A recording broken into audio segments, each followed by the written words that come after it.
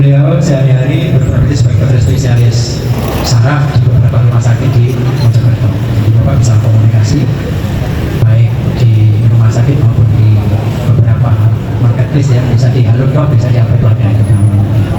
Bapak yang hormati, waktu setengah kita serahkan pada beliau yang hormat.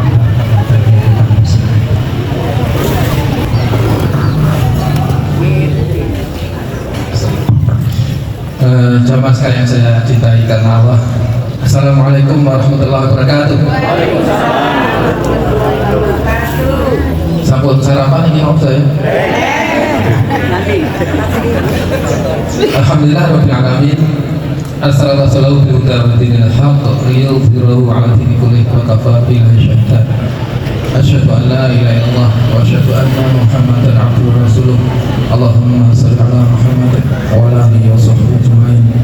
Rabbi shrah li sadri wa yassir li amri wahlul 'uqdatam min lisani yafqahu qawli. Allahumma faqihna fid din wa 'allimna at-ta'wil warzuqna ma lam nawalatan wa barik lana.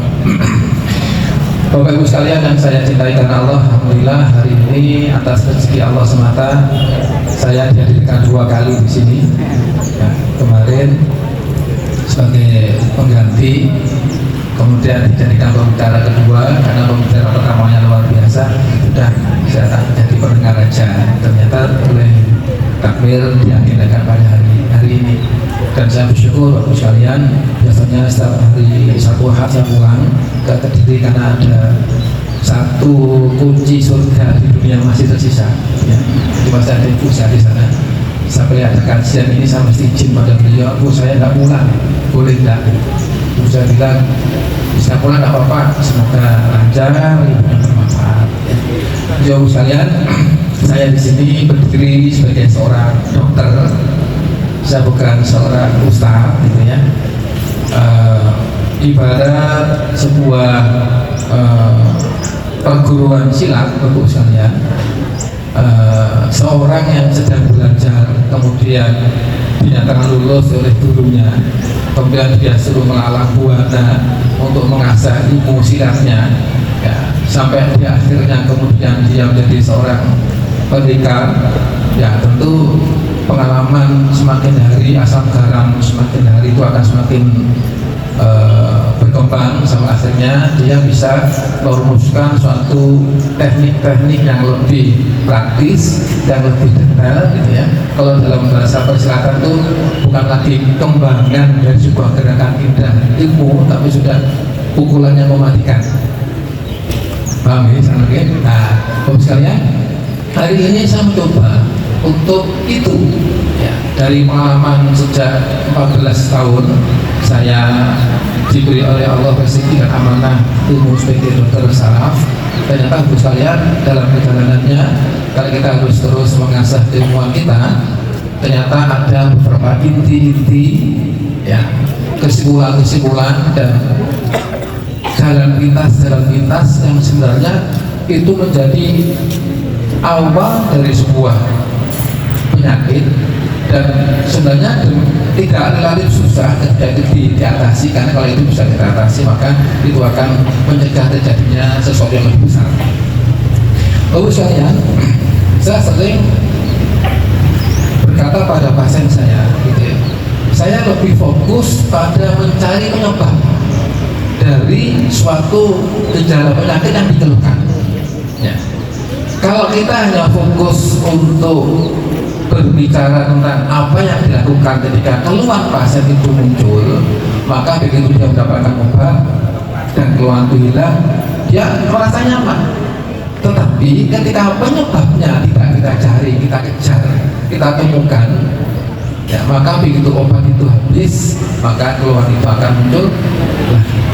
Dan bahkan tidak kemungkinan ketika penyebabnya tidak kita cari dan kita temukan, Bapak sekalian, ibarat kita menanak memasak air di panci yang panas itu, ya, nyala ke kompornya, maka kita sibuk atau harus memakai jampel untuk mengangkat panci tersebut, ya. Dan kita akan terus memakai jampel itu, ya, kain untuk mengurangi panas itu selama kompornya masih nyala. lama-lama Bapak sekalian contohnya itu ikut hangus nggak? Ikut hangus. Ya, makanya kita lebih fokus pada mematikan kompornya sehingga pancinya menjadi dingin dan kita bisa mengangkat apa, memakai apa? Kecuali kalau kita memang menghendaki mengkonsumsi makannya dan angkat. Ya. Bapak sekalian, saya lihat di sini beberapa kenal dengan saya, ada juga yang jadi pasien saya. Kalau bisa bertanya, siapa hari ini yang merasa sehat? Angkat tangan. Alhamdulillah. Dan dengan merasa sehat dalam kondisi minum obat apa enggak? Enggak. Alhamdulillah. Karena saya lihat di sini banyak generasi sepuh ya, yang lebih suka makan telo ya dibandingkan donat ya Bu ya. Nah, itu lebih sehat. Ya. Alhamdulillah. Bapak sekalian, ibarat sebuah kendaraan gitu ya. Maka tubuh kita itu adalah sebuah kendaraan yang kita pakai untuk mengabdi pada Allah. Semakin bagus kendaraan yang kita naiki, maka semakin nyaman kita beribadah pada Allah. Nah, Bapak sekalian, tubuh kita ini ternyata dari yang tadi saya katakan, dari pengalaman yang saya dapatkan selama ini, Bapak sekalian, minimal, dan itu sudah kita sampaikan di kajian di Al-Basit itu, ada 4 yang menyebabkan tubuh kita menunggu waktu untuk terjadinya sakit. Ya, langsung ke intinya ya misalnya. Yang pertama Bu sekalian, ada sebuah proses yang pasti terjadi di sekitar sebagai manusia ya, yang tidak pernah bisa kita lawan, yang dikatakan dengan proses bertambahnya umur. Ya. Permasalahannya Bu sekalian, di Quran itu dinyatakan bahwasanya ketika kita diizinkan oleh Allah untuk bertambah umur yang lebih panjang, ternyata juga disertai dengan melemahnya fisik kita. Ya, Bapak-bapak dan ibu-ibu, apakah fisik dengan sekarang ini masih sekuat ketika masih bujang, masih perawan? Kalau dulu Bapak masih malam pertama bisa mengangkat ibu dibawa ke kamar pengantin gitu ya, apa namanya, romantis ya. Nah, sekarang tidak banyak di antara bapak-bapaknya yang sanggup membawa ibu-ibu, menggendong ibu-ibu. Pertama, karena ibu-ibunya tambah gemuk. Dan kedua, bapak-bapaknya kepadanya menurun. Nah, Bapak sekalian, sering kita sampaikan dan banyak di media ya, media YouTube sebagainya itu, ternyata ketika Allah menyatakan bahwasanya ketika seseorang di antara kita diizinkan menua oleh Allah itu akan melemah, ternyata di dunia medis sekalian ada istilah yang disebut dengan sarkopenia. Sarkopenia itu adalah proses penyusutan massa otot. Ya. Sebagai ilustrasi Bu sekalian, siapapun yang di depan saya ini, seandainya kita ronsen satu persatu, ya, baik yang kurus atau yang gemuk, yang kekar atau yang biasa saja, ternyata tulang kerangkanya itu sama. Ibaratnya kalau jari saya itu satu jari, walaupun dengan kali ini posturnya gemuk, di foto ronsen seluruh tubuh, sama yang posisi yang posturnya adalah kurus, di foto ronsen seluruh tubuh ternyata sama, ukuran tulang kerangka tubuh kita itu sama. Yang membedakan adalah isi dari yang menempel pada tulang kita itu. Ya.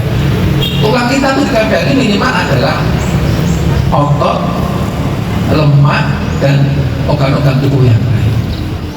Ya. Nah, permasalahan Bu sekalian, yang pasti sudah disebutkan oleh Allah dalam Al-Quran tadi itu, dan dunia medis ternyata memberikan sebuah kesimpulan, maka ternyata terjadi proses penyusutan massa otot ketika berjalannya usia. Jadi maksudnya kita tidak bisa tertipu bahwasanya orang yang gemuk itu berarti keker ototnya. Bisa jadi yang ketika orang itu diberi oleh Allah rezeki tubuh yang gemuk, itu justru masa ototnya lebih banyak dibandingkan masa lemaknya yang lebih banyak dibandingkan masa otot. Dan kemudian penurunan masa otot ini itu terjadi dulu di usia 40 tahun. Ya, setiap persennya terjadi penyusutan masa otot 1 sampai tiap tahunnya terjadi kekuatan masa otot 1%. Ya, masa otot kita itu berkurang 1% tiap tahun. Dan 1% penyusutan masa otot ini, Bu sekalian, berdampak pada menurunnya kekuatan dan fungsi otot antara 1 sampai 3%. Jadi kalau dengan dari rusanya 30 kali 2 60, berarti 40 ke 60 berarti sudah 20 tahun.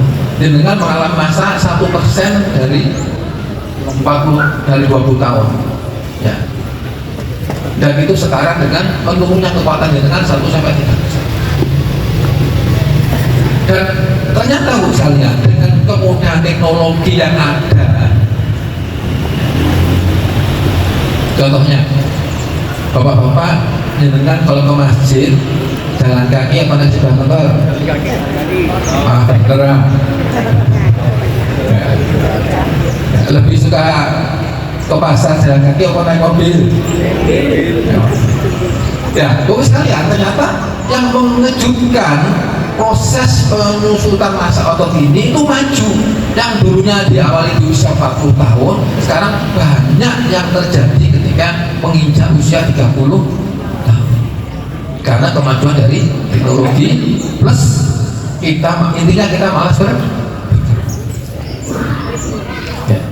Padahal Bu sekalian, umur 30 tahun ke 60 tahun berarti ada 30 tahun. 1%-nya sudah berapa? 30%.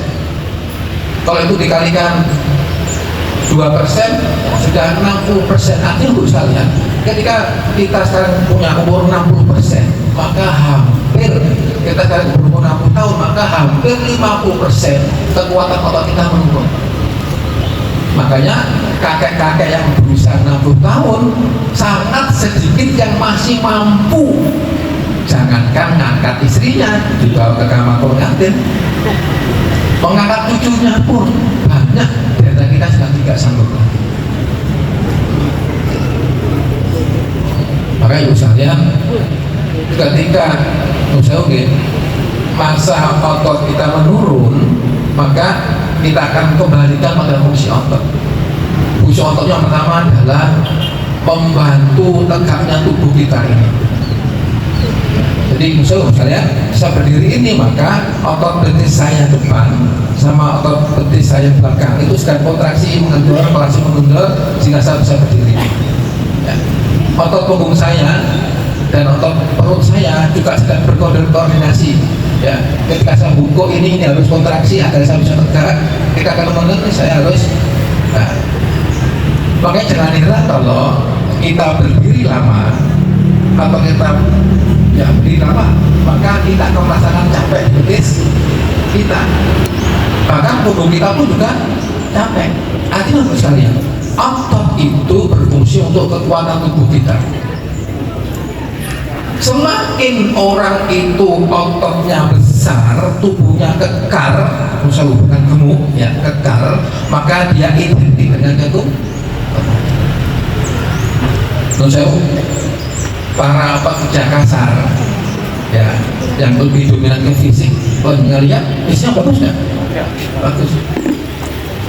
Tetapi mereka yang lebih banyak mengandalkan pikiran, ya, para manajer, orang kantoran, dokter,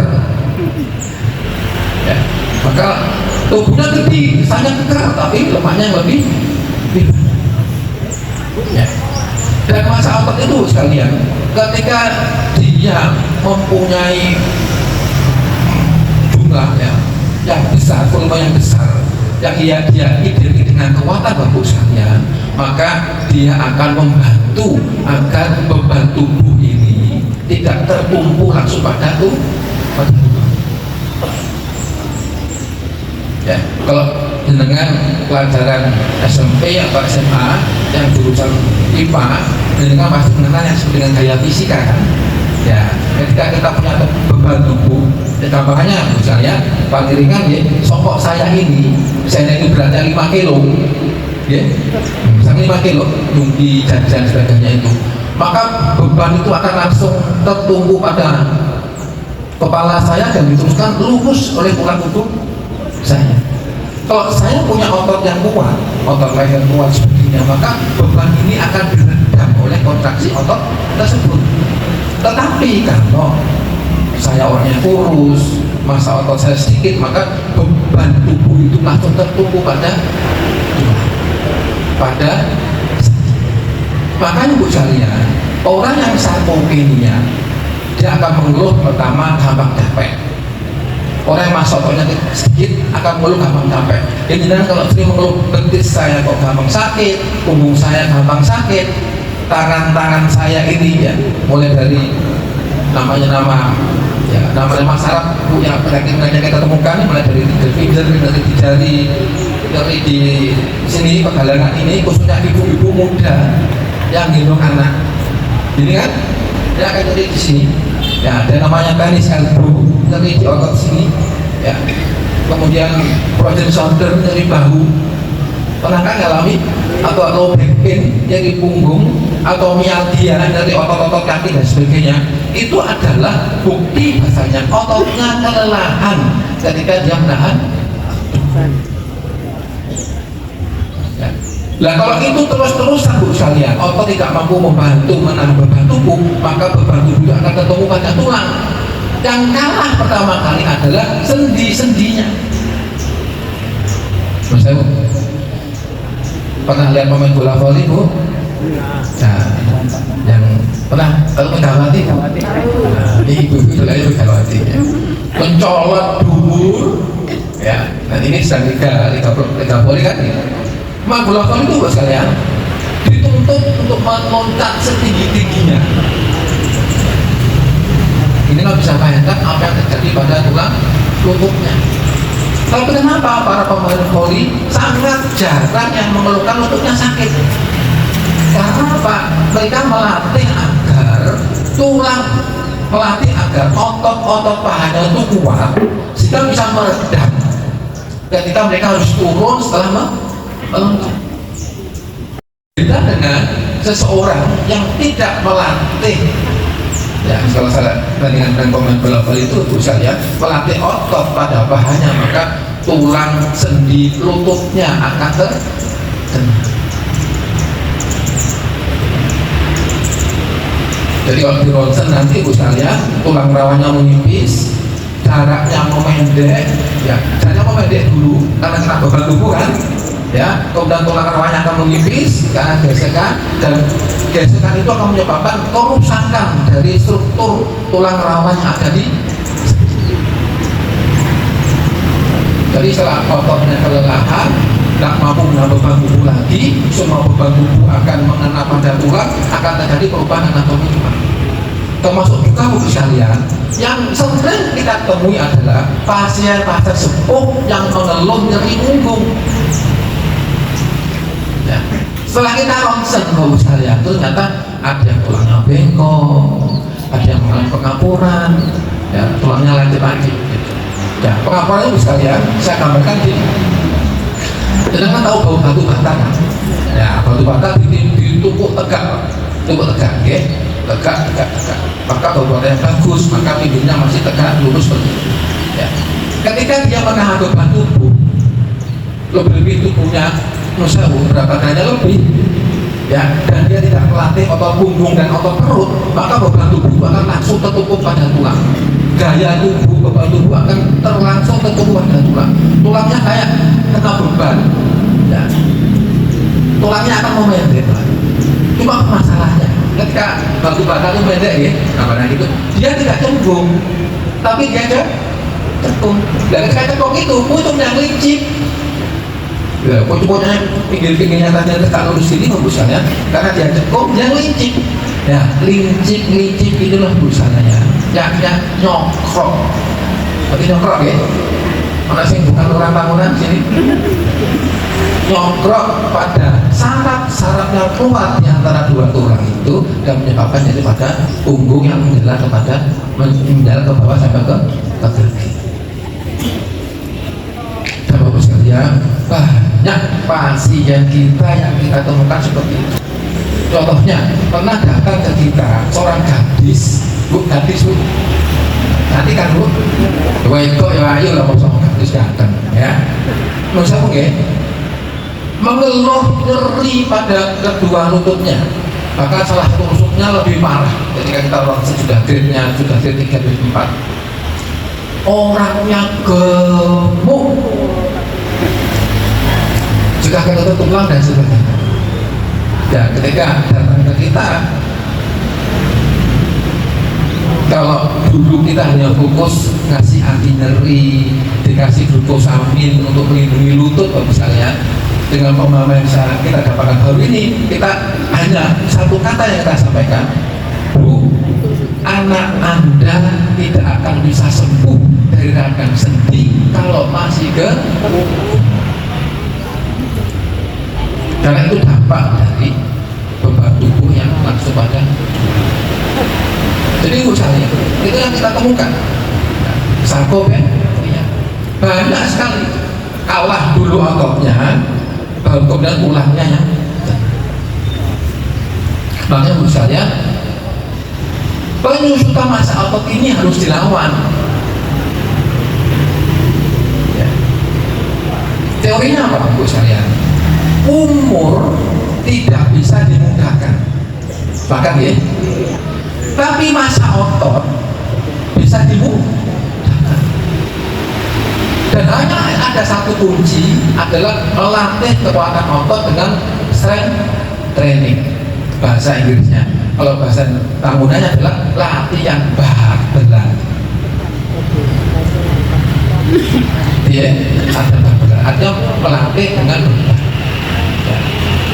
Monggo kalau ada gym di sini nge-gym, kalau punya barbel di rumah pakai barbel di rumah, atau kalau tidak dengan memanfaatkan berat badan tubuh. Saya sering misalnya memberikan praktis saja, ya, karena tidak harus ke fitness center. Gampang aja caranya. Saya cuma bilang pada pasien gini, Anda butuh melatih otot kaki, ya betul ya. Saya katakan pada klien saya, jangan pernah lihat kuda. Nah, kuda itu, oh nggak kelihatan dia bisa. Nggak apa-apa. Kelihatan kok. Atasan di sini Bu. Kuda itu, kasih nggak kelihatan ya. Cukup. Kuda itu akan kuat berlari kalau kakinya kuat. Ibu bapak sekalian, ketika jenengan korban nanti pilih sapi yang kurus atau sapi yang gemuk? Sapi yang gemuk.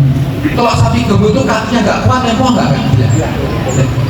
Makanya Bu sekalian, kita harus menguatkan otot-otot tubuh kita, terutama otot penopang utama tubuh kita ada kedua kaki.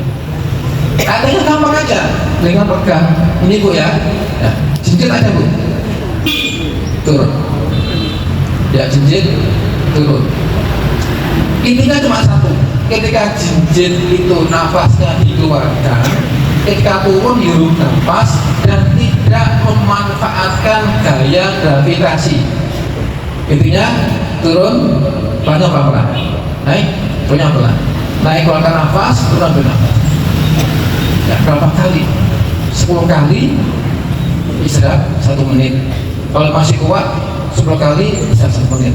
Ketika kita naik Bu, itu berarti kita yang bekerja. Seperti saya Bu ya. Nah, kita ribut karena saya olahraga. Ya, ini ketor saya Pak. Pamer aja gitu. Nah ini. Ketika turun pelan-pelan, bahkan otot betis yang depan ini yang sedang kita 10 kali istirahat 1 menit, 10 kali lagi. Kalau masih kuat diulangi 3 kali total, pagi sama sore. Otot paha, gimana cara melatihnya? Cukup jenengan, coba bapak sekalian, duduk yang enak, yang duduk yang enak, tidak bersilapan, tidak gitu. Nah, coba jadi berdiri, diri, turunnya pelan-pelan, tidak dijeblokkan bokongnya, tidak harus pelan sekali, biasa aja. Berdiri lagi, ya turunnya ambil nafas, ya naik keluarkan nafas, ya turun lagi ambil nafas. Ya. Jadi kan lakukan 10 kali, istirahat 1 menit teorinya, dan bisa diulangi yang kedua dan ketiga. Lakukan pagi sama sore. Kalau otot punggung, Bu, jenengan bisa melakukan yang namanya plank. Tahu plank? Ya, nanti lihat di Bang Google, PLANK, atau praktis ketika ingin semuanya kena adalah dengan push. Ya. Saya bilang ke pasien saya sepuh-sepuh, tahu push up, Bu? Nggak tahu, kenapa sih nggak tahu? Dia push up. Ya. Jadi pada ibu-ibu yang sepuh, saya menganjurkan juga bapak-bapak push up di tembok dulu, sama 10 kali, bisa 1 menit, ya. Terus boleh ulang 10 kali. Kalau di tembok sudah kuat, bisa di pinggir dipan. Kalau sudah kuat, bisa di lantai bertumpu pada lutut. Kalau sudah kuat, ya sempurna, bertumpu pada kedua ujung jari. Jadi misalnya itu yang pertama. Ya. Kalau bahu gampang aja, itu akuasnya liter, oke? Diisi air, ringan diisi pasir, sama gerakannya ini aja. Jadi dengan ngerti, Bu, menurut saya, lengannya kendor akan hilang, oke? Kemudian bahu ini akan kuat, ya, termasuk otot dada akan lebih kuat. Sehingga jenengan itu, Bu, saya, kalau ada cucu yang datang, jenengan kuat akan begini. Karena latihan dilakukan untuk mengatasi penyusutan dari masa otot kita. Itu misalnya yang pertama, ya. Jadi yang sering kita temukan di kasus kita di lapangan dan sangat banyak sekali, walaupun ini penyakitnya penyakit yang tidak membahayakan, tapi bikin ngenes, Pak. Jangan nyeri lutut tidak nyaman, ya kan? Jangan nyeri punggung tidak nyaman, ya dari bau tidak nyaman. Penyebabnya apa? Karena penyusutan massa otot yang disebut dengan sarkopenia. Penyebabnya apa? Pasti, Bu, kita kasih anti nyeri. Ya baik dokter umum, spesialis, Bu Bidan, Bu Mantri, pasti kasih anti nyeri. Otot yang kaku, kita kasih pelemas otot. Agar metabolisme penyembuhannya lebih bagus, kita kasih vitamin. Tapi kita tidak lupa, Ibu sekalian, mengedukasi bahwasanya penyebabnya adalah massa otot yang berkurang, sehingga kita apa istilahnya itu adu apa ya, tantangan dengan pasien kita, dengan mau minum obat seumur hidup atau tidak minum obat. Obat anti nyeri kalau diminum jangka panjang bisa menyebabkan gagal ginjal. Sehingga setelah kita beritahu, ya, dia lebih memilih untuk sehat tanpa obat. Dan kita ajari cara-caranya, kita tunjukkan tutorialnya di YouTube. Dan bahkan kita nggak mau susah-susah mengedukasi. Bu, bawa HP ya, Bu, bawa sini, Bu, bahkan YouTube, ya, klik nama saya tanpa gelar, Heru Rostiyadi, wes dengan ini materinya pilih. Di Al-Basit, saya bersyukur dikasih kesempatan untuk ngisi kajian ceramah. Heru ngisi ceramah, yuk, tidak mau, saya bukan ustaz. Saya membatasi diri, tidak mau, saya bukan ustaz. Ya enggak lah, Heru kasih kesehatan yang berhubungan dengan keislaman. Oh, itu aku mau, sesuai dengan bidangnya. Sehingga maksud saya dari ibarat pendekar tadi itu, ya, mencoba mencari intisarinya apa, dan itu hanya kita open buat misalnya di kajian yang saya kita lakukan di rutin di Masjid Al-Basit. Dan satu yang kita temukan adalah masalah penyusutan massa. Belum jelas? Oke, yang kedua, penyebab menurut yang ini mohon tidak tersinggung, ya. Ini saya sampaikan apa adanya dan saya sudah pernah alami. Problem utama dari penyakit itu sebenarnya adalah ketika berat badan kita melebihi normal. cara mengukurnya gimana Dr. Heru? Mas gampang, tidak harus BMI macam-macam, cukup Bapak sekalian dengan ukur lingkar perutnya, ya, dengan berdiri tegak, kaki melebar 30 cm, ya, dengan tidak boleh dikemeskan, ya, di normal saja, ambil meterannya penjahit, ya, bukan penjahit, penjahit dengan putar, ya. Kalau teorinya internasional, orang bule itu maksimal 102, putra, kalau putri 88. Tapi orang bule kan orang yang gede ya Pak, ya. Kemudian Kemenkes memberikan kriteria untuk orang Indonesia dirubah karena orang yang kecil, yang laki-laki di kampungnya maksimal 90 cm, ya. Yang perempuan maksimal 80 cm.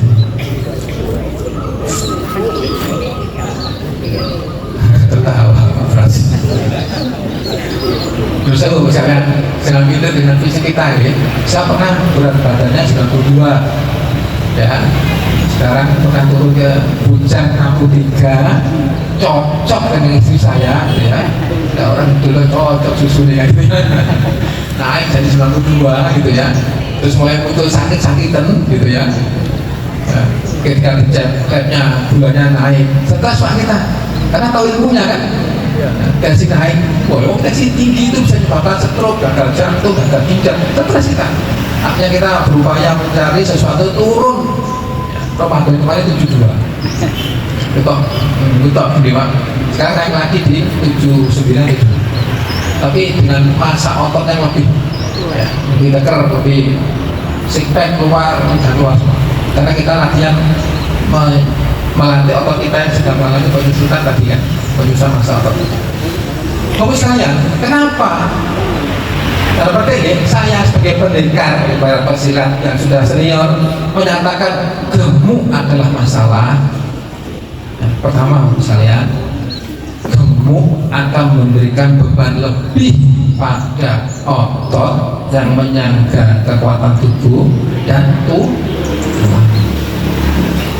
Saya sering berikan ilustrasi pada pasien saya, Bapak-Ibu sekalian, tidak pernah ada cerita nih ono truk pedot bani gor-gor nggak membawa muatan, ya. Truk itu pedot bani buri, Bu, ada truk pedot bani, banyak copot satu truk itu karena muatannya orang yang mesau punya berapa yang lebih Bapak sekalian, maka beban di otot menjadi lebih, otot betis, otot paha, otot punggung. Sehingga kalau menyenengan ada orang yang gemuk kok sering kalau betisnya sakit, punggungnya sakit, ya ojo disalahno. Pertanyaan saya, mau minum obat anti nyeri seterusnya atau Anda mengurangi berat?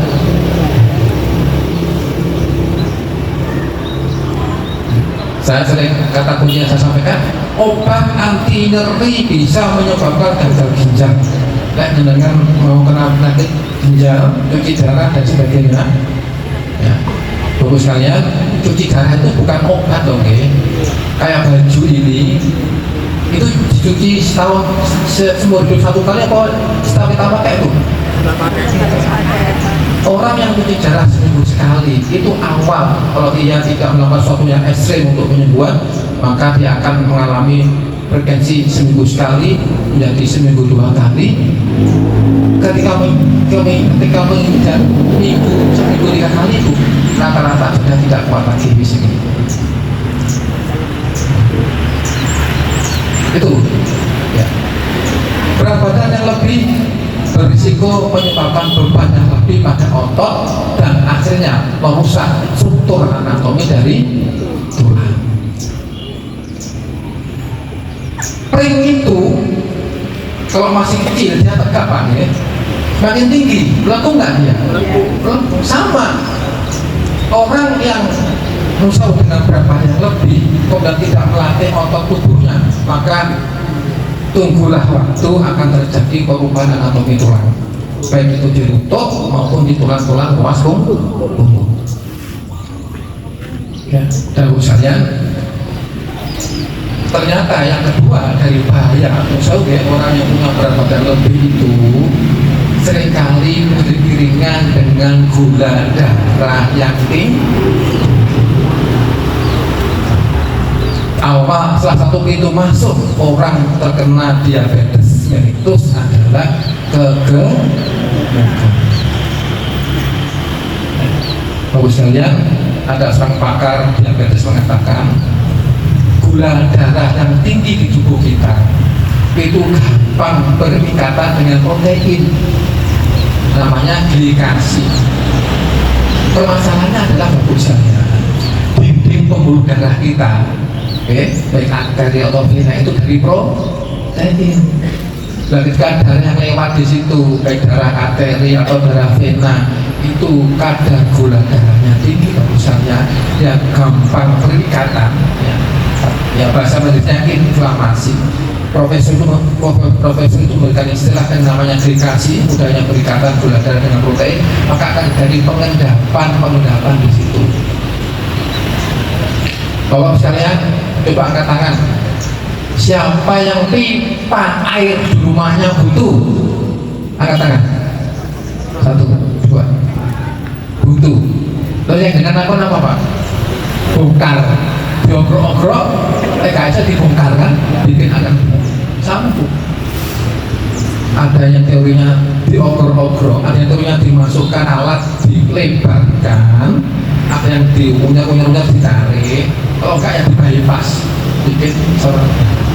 Artinya menurut saya, orang yang mesau gula darahnya terus tinggi, maka 10 tahun ke depan minimal, dan bisa dipercepat kalau ada kursus yang lain, dia berisiko mulai terjadi penyumbatan sebenarnya.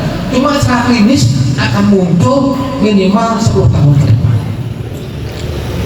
Nah, tanya saya Bapak sadar, biasanya tersumbat itu piponnya gede atau piponnya cilik? Piponnya cilik. Nah, pembuluh darah keluarga kecil itu bagus saja bisa tersumbat kepala kena stroke, ke mata bisa buta, ke gigi bisa tanggal dengan sendirinya, ke jantung serangan jantung koroner, ke ginjal dia punya gagal ginjal. Dan susahnya kalau kena diurutkan kemalaman kita nggak bisa berdiri. Jadi apa arti punya istri satu cantik dan punya istri 2, 3, 4 sesuai sunnah Nabi kalau si kecil tidak bisa berdiri?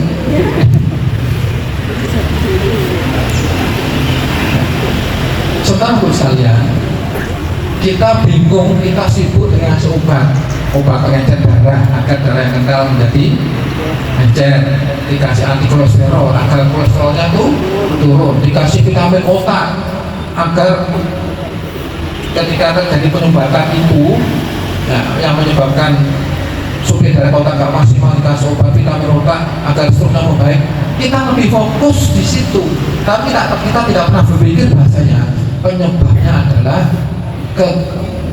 gula darah yang tinggi disebabkan karena kegemukan. Kita baik pil ataupun suntikan insulin, tapi kita tidak pernah berpikir bahasanya gula darah yang tinggi itu adalah dari kegemukan. Dan kegemukan itu dari kakean.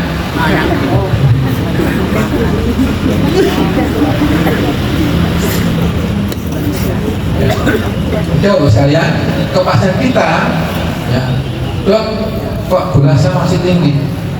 Saya katakan, Bapak sekalian, gula darah yang tinggi itu adalah dari karbohidrat yang kita makan. Nanti karbohidrat kan Bu, nasi, nasi ketan, nasi goreng, nasi tawon, beras, ketela, tepung, termasuk gula, gula dan buahnya yang manis. Tapi Pak, istri yang manis tidak termasuk ya Pak ya. Sehingga Bapak sekalian, kita sering menunjukkan pada pasien kita dengan kok lebih suka menetralisir gula darah yang tinggi dengan obat-obatan maupun injeksi, tapi Anda masih rela mengkonsumsi karbohidrat. Cobalah belajar untuk diet rendah karbohidrat. Begitu karbohidrat masuk sekalian, diolah menjadi gula darah sebagai energi. Lah setelah berkarbo, ya gulanya naik, diabetes. Nah karbonya kita kurangi, ya gulanya tidak akan naik tinggi-tinggi. Dok, energinya dari mana dok? Ya diambilkan dari protein. Ya. Terus jauh. Kambing itu makan rumput. Itu ya? Itu. Singa makan daging hidup. Ya, jadi dua sumber kalori penggerak tubuh yang berbeda tapi bisa hidup. Manusia yang makan rumput, makan daging. Kalau manusia dikatakan metabolismenya bukan metabolisme hewan yang makan daging, ya udah makan daging percuma. Ada bu sekalian, sumber energi kita ada dua, bisa diambilkan dari karbohidrat menjadi gula. Energi yang kedua kita bisa didapatkan dari lemak dan protein, yang namanya energi lemak atau yang disebut dengan keton. Nanti juga bisa dilihat ya, insya Allah materi Selasa pekan pertama sudah kita siapkan yang masih namanya puasa itu obat, dan ini dia gitu insya Allah ya, sudah kasih umur yang panjang kita sampaikan dan kita bikin konsepnya. Ya. Oke, jelas ya. Otot yang menyusut, yang kedua adalah obesitas. Yang ketiga Ustaz. Sampai jam berapa Pak? 7. Silakan. 7 seperempat? Ya. Boleh ya? Dua lagi. Dulu sekalian yang kedua adalah saya UG. Stres. Yang ketiga, stres. Ya, stres Bapak sekalian bisa bikin masalah. Mati lengkap dengan bisa lihat sudah kita sampaikan kemarin di Al-Basit ya, judulnya bimbingan rohani untuk orang sakit. Ada materi yang kedua, stres itu ada ilmunya ya, kita sudah bahas semuanya itu. Ini yang kedua sekalian, tubuh kita ini ada dua hormon yang seimbang ya, hormon tegang dan hormon rileks ya. Hormon tegang itu bagus sekalian ada untuk kewaspadaan agar kita hidup. Contohnya kita naik motor, okay? Itu hormon tegang kita tuh keluar. Ya, kita waspada bisa ada nabrak. Saya mau ceramah sini juga stres. Ya, wah saya bisa ilmunya keluar nggak, lari kok nggak, gitu kan? Jadi sesuatu yang membuat kita harus survive hidup itu hormon stres kita keluar. Hormon ini dinetralisir oleh hormon rileks. Dinasur hormon rileks. Fungsi hormon rileks itu misalnya ngerem, bukan menghentikan ya, mengerem agar hormon stres ini tidak berlebihan. Karena kalau hormon rileks itu ngerem sampai mandek, tidak ada lagi hormon stres dan fungsinya adalah untuk bertahan hidup. Ya orang itu namanya mati. Ya, nah, hormon stres itu bagus sekalian, ada namanya adrenalin dan non-adrenalin. Tugasnya membuat otot kita itu kontraksi, otot tubuh dan otot jantung. Yang itu yang fungsinya pertama itu, yang kedua ada hormon yang kedua namanya hormon kortisol. Hormon kortisol itu bapak sekalian bertugas menaikkan gula darah kita sebagai persyarat energi ketika terjadi kontraksi otot. Permasalahan apa? Kalau stres kita ini berlebihan dan berlangsung lama, terjadi kontraksi otot yang lama, maka orang yang stres pasti gampang mengeluh capek. Orang yang alami tegang, capek. Karena apa? Kontraksi otot kita. Dan orang yang stres itu karena jantungnya juga kontraksi kuat, maka orang yang stres itu biasanya tensinya akan naik.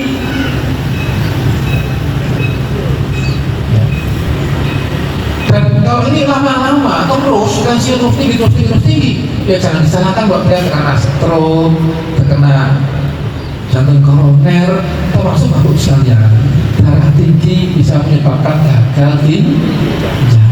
Kenapa? Ginjal itu bapak sekalian fungsinya menyaring darah kita seperlima darah kita disaring oleh ginjal. Nah, dengan kan punya saringan di rumah Bu ya, sing buat meres santan itu. Nah ini kalau ditaruh di pancuran itu Bu, ya pancuran di rumah itu ringan kan. Bapak salah pernah nggak lihat semprotannya orang nyuci mobil? Ya itu apa dipakai untuk nyemprot saringannya ibu yang dari plastik untuk meres santan itu jebol nggak saringannya? Kamu sekalian, saringan di ginjal kita tuh namanya gagal lurus itu halus, maka butuh darah yang pelan. Ya, di tensi yang normal. Kalau tensinya tinggi, hipertensi nggak terus-terusan, rusak nggak? Rusak. Itulah yang menyebabkan orang dengan darah tinggi akan mengalami gagal ginjal. Nah, gula, kortisol yang menyebabkan gula darah kita naik untuk kesabaran itu tubuh. Dan kalau gulanya tinggi terus, diabetes nggak dia? Diabetes. Gulanya menyumbat pembuluh darah nggak? Menyumbat. Ya, makanya misalnya, saya ambil istilah pendidikan senior, ya, menyambung. Salah satu penyebab orang sakit adalah manajemen stresnya ya. Sehingga itu bagus saja sesekali itu adalah relaksasi. Ini Bu enteng ya. Kalau saya ceramah gini terus kira-kira gimana? Stres tangan saya ini sehingga bisa taruh ini. Jadi aku diutang nih. Oh iya, dia bisa dipikir saya. Paham ya? Aku punya masalah dengan anak ya, anak kopi mantu sebagainya. Harus relax ya. Makanya perlu kita sesekali relaksasi. Apa? Ngobrol dengan teman, ngopi bareng. Ya, coba ya. Dan sedih boleh sekol jago. Olahraga, apa-apa sih? Emang hidup itu seperti itu. Dan yang ketiga, yang terakhir misalnya, nanti juga akan nyambung ke 1, 2, 3 adalah yang keempat, misalnya yang sering kita temukan di pasien kita adalah tidur yang tidaknya. Oh sekalian, tidur itu adalah obat, ya, Pak. Tidur itu obat. Banyak pasien kita yang gula darahnya naik, tensinya tinggi, gara-gara tidurnya tidak aman. Lalu gimana?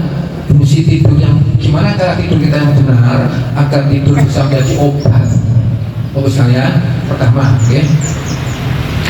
Kita ini makhluk malam atau makhluk siang? Makhluk siang. Karena siang melek, malam tidur. Kita bukan kelelawar. Artinya Bu sekalian, Allah menciptakan kita, anatomi kita dan fungsinya akan bekerja optimal di siang hari dan optimal di malam hari pakai organ yang tertentu.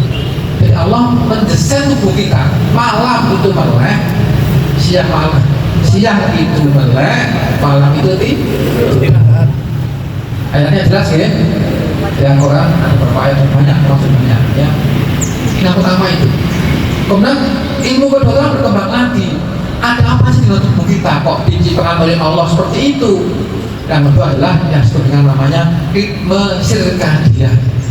Ritme yang terus berulang 24 jam, balik lagi 24 jam, balik lagi 24 jam di tubuh manusia. Ya, ada perubahan hormonal di tubuh kita yang terus berulang.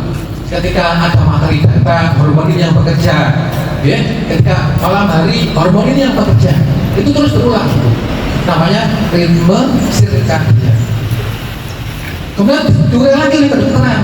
Ternyata di malam hari itu ada hormon yang bekerja maksimal ya, untuk meredakan, berfungsi sebagai obat, untuk merecovery, menyembuhkan sebagainya itu yang namanya hormon melatonin. Ibu, nah ternyata dunia kedokteran juga menemukan hormon itu Bu mulai dikeluarkan jam 9 malam, puncaknya di jam 2. pagi hari. Ya. Nah ini kuncinya.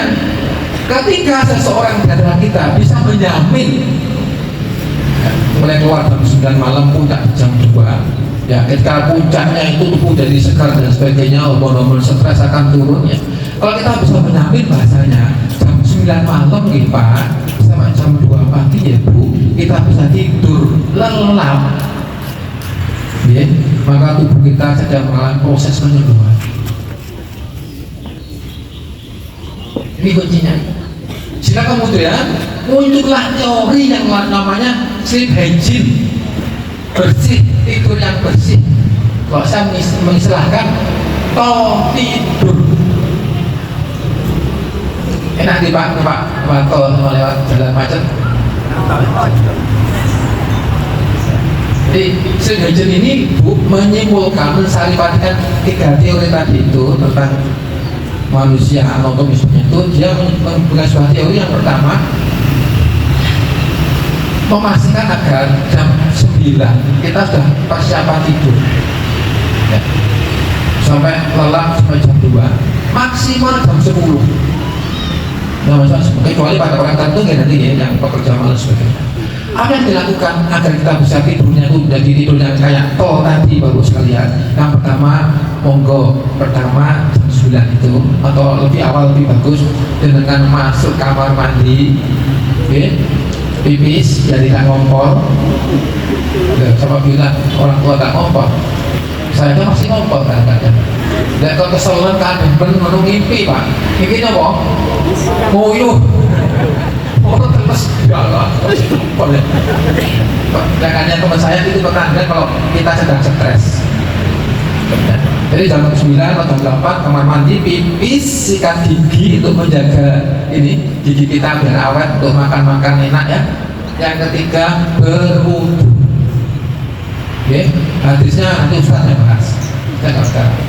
Kemudian dengan masuk kamar mandi, selesai keluar, oke. Pertama yang adalah matikan lampu ya, bisa gelap total atau gelap temarang ya, ganti lampu atau lampu luar yang dinyalakan. Kenapa perlu sekalian?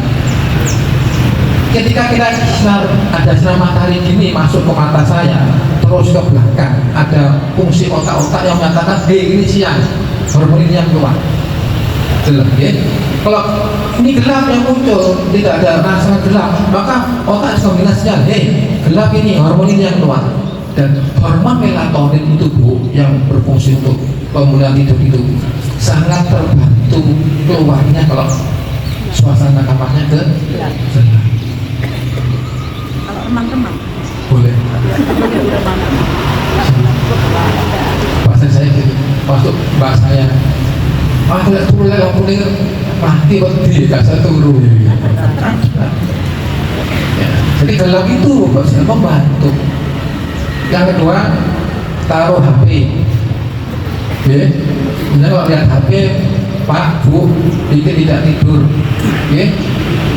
WA habis, Facebook ya, Facebook habis, Shopee habis, YouTube bosan balik via mana ya kan, muter ke WA ini sedang rame yang lebih koncong sampai isu HP taruh satu, kalau punya televisi dimatikan. Yang kedua, dan berikutnya adalah dengan tidur sunnahnya miring ke kanan ya kan. Nah, nanti Ustaz yang bahas doa pasrah yang titik krusial punya. Ya Allah, aku urip dan aku mati. Gitu kan doanya. Nah, ada orang yang takut tidur karena takut kebal. Doa apa? Setelah itu Bu sekalian, ini yang sering terjadi ya pada pasien kita. Mereka orang susah tidur. Ketika dari ke kanan itu, lakukan pola nafas rileks. Pola nafas Pak, persis kayak pola nafasnya orang yang sedang merokok. Pun bahasa isi kan, yang merokok angkat tangan. Oke, orang-orang ini Pak ya, orang sudah dalam balong tahan dulu terus dibikin mainan. Itu sebenarnya Bapak sekalian pola nafas rileks. Ya, kenapa orang rokok itu rileks? Bukan karena rokoknya, tapi karena pola nafasnya. Dengan apa itu Bu? Ketika kita susah tidur, kiri ke kanan, ambil nafas dalam pelan, nikmati pelan-pelan. Lewat mulut ya, ambil nafas itu.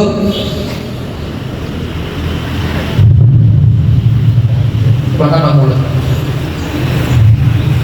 Itu kalau dengan ibadi dengan pasrah, ibadi dengan rasa syukur, subhanallah, alhamdulillah, bisa bernafas. Ya. Bu, kalau misalnya dari pengalaman kita tidak sampai 5 menit dengan kata tidur. Dan kalau dengan kok terbangun tengah malam sebelum target jam 2 terlampaui, ya bangun aja. Saya juga alami bangun tipis sebagainya itu. Cuma ketika pipis selesai, jangan berwudu lagi. Kamu nggak bisa tidur nanti. Ya kan kalau sudah kan berwudu kan biasa. Anda masa ini belum saatnya untuk bangun, ya sudah pipis saja, tidak perlu berwudu lagi, langsung masuk ke kamar. Tetap dalam kondisi kamarnya gelap, HP ditaruh, TV dimatikan dan doa diulangi lagi dan pola nafas pasrah lagi. Apa misalnya? Kalau dengan bangun tengah malam, kemudian membuka HP, berarti ada suatu input baru yang harus kita respon.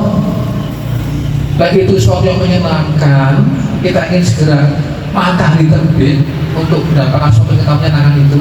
Kalau yang WA yang masuk kita suatu tidak suka, kepikiran itu, tujuannya itu. Jadi kalau misalkan dengan bangun tengah malam, nah memang ada sholat, memang sholat langsung berwudu lagi. Dan jangan si aku cek nanti dulu lagi. Sampai dengan membiasakan diri, kebiasaan atau punya jam beker yang disetel di jam keberapa yang memang Nusewu mewajibkan dengan untuk membiasakan. Jadi sekalian memastikan jam 9 maksimal jam 10 sampai jam 2 malam kita tertidur dengan lelah. Jadi selepas jam 2 monggo mau tahajud mau apa silakan selepas jam 2 ya. Saya punya family, punya pondok pesantren, tirakatnya beliau tidur habis isya segera tidur. Beliau tirakatnya kiai itu Pak, beliau tirakatnya itu jam 12 malam Pak. Beliau terakat jam 12 malam sampai jam 2. Jam 2 itu dia bangun santrinya. Di santrinya jam 2 dia bangun sholawatan dan sebagainya. Dia tanya-tanya dan saya tanya, memang saya melatih santri saya bangun jam 2 dan beliau bangunnya jam 12 sudah bangun. Ya nampaknya menurut saya selain beliau tidak suka olahraga, kemudian kalau kondangan, namanya kondangan ya Pak Kiai kira-kira beda nggak makanannya dengan sama? Beda. Mau saya di sini aja nanti makanannya beda. Betul nggak? Benar. Sana bisa tanduk, lalu bisa double, dengan satu porsi. Ya. Tidurnya nggak benar, tidak sekolah olahraga, makannya tidak terjaga. Ya kita dikasih tensi naik, ya misalnya dia terkena ujian dari Allah, terkena sakit stroke. Jadi pendekar dokter, mohon maaf, saya kasih istilahnya memudahkan ya, menyimpulkan intinya adalah penyusutan masa otot, ya hati-hati. Kedua, obesitas, monggo mulai menjaga pola makan dan olahraga. Yang ketiga, manajemen stres yang baik Bapak Ibu sekalian. Yang terakhir, ini yang sangat penting adalah tidur. Bapak sekalian, walaupun saya di sini kelihatan seger, saya juga punya penyakit Bapak. Saya punya penyakit dan saya pernah naik tinggi ketika berurusan dengan kepolisian. Saya benar, tapi di BAP, nanti baru datang ke pengadilan ya saya datang, saya benar. Karena saya ditipu tapi sudah kita selesaikan, tapi harus masuk ke pengadilan untuk hukum yang dibuat kecelakaan tadi itu. Saya naik Pak, aku kok tinggi, bahkan lucu, obatnya berdua seperti tinggi, kalau mau ditensi mesti tinggi. Ya mobil, saya tanya ke teman saya yang dokter dokter jiwa, share 1 bulan ini kamu nggak beri tensi, tenangkan dirimu dulu. Tapi dokter jatuh saya bilang, lo gak tensi gimana Pak Heru, sampai kalau tensi sampai ya bingung saya ngobrol dengan komunitas, saya disuruh diet rendah karbohidrat ya, itu mengurangi karbo. Pernah ekstrim saya jadi macan, tahu macan ya, makan daging tok gak boleh nih. Tapi sekarang sudah mulai ya beradaptasi lagi, dan ketika masih tinggi dan sebagainya saya konsultasikan pada gurunya itu, saya katakan kalau masih gini ya olahraga oke, macam-macam. Tidurmu gimana? Loh saya jam 8 tuh pas sudah siap-siap di kamar tidur. Jam 8 itu mapan layar-layar buka HP. Salah. Terus gimana Mas? Loh jam 8 taruh HP-nya. Tidurnya lebih awal. Karena kita buka HP Bu. Kita tuh kalau maghrib ngantuk gimana? Ngantuk. Kita kalau sudah pas sisa layar-layar kamar tidur buka HP, bilang nggak ngantuknya? Hilang. Saya jadi dulu jam 10 jam 10.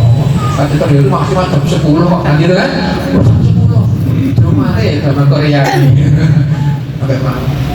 Akhirnya adalah, oh iya, saya mau ubah tidur saya jadi lebih awal, dan ternyata betul tidur adalah kunci untuk meredakan ketegangan. Jadi ketegangan yang sempat saya sampaikan tadi misalnya kunci apa ya yang terbaik untuk meredakan ketegangan kita, merecovery kelelahan fisik, merecovery fisik yang sakit, dan merecovery jiwa kita, psikis kita sedang stres, itu adalah yang dominan di tidur.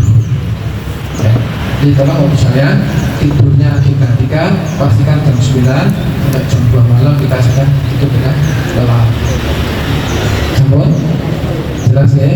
Semoga misalnya bisa bermanfaat apa yang saya sampaikan.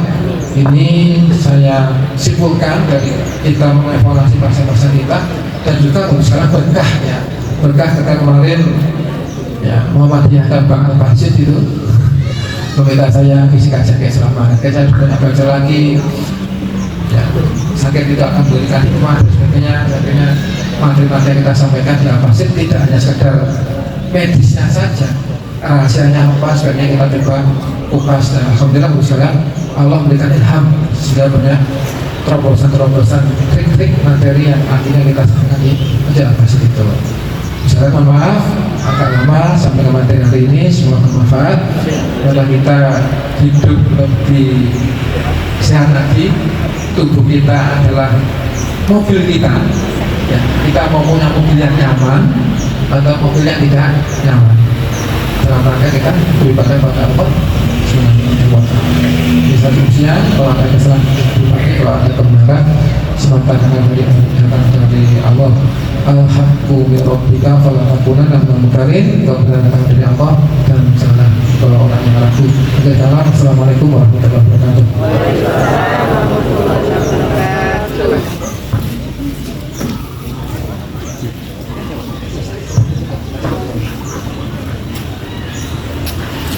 Terima kasih Ustaz, moga-moga jamaah bisa menerapkan dari hasil kajian pada pagi ini. Bapak untuk pagi ini Pak mendapatkan 2.820.000, 2.820.000. Semoga barokah untuk kita semua. Setelah kegiatan ini nanti masih ada kegiatan yaitu kultum remaja. Kultum remaja ini nanti akan disampaikan oleh Ananda Mahathir Al-Afghani, santri Muhammadiyah Boarding School Kutarjo. Mari kita tutup dengan bacaan alhamdulillah bersama-sama. Alhamdulillah. Untuk Ananda Mahathir Al-Afghani bisa mengambil tempat untuk melakukan kultum remaja. Assalamualaikum warahmatullahi wabarakatuh.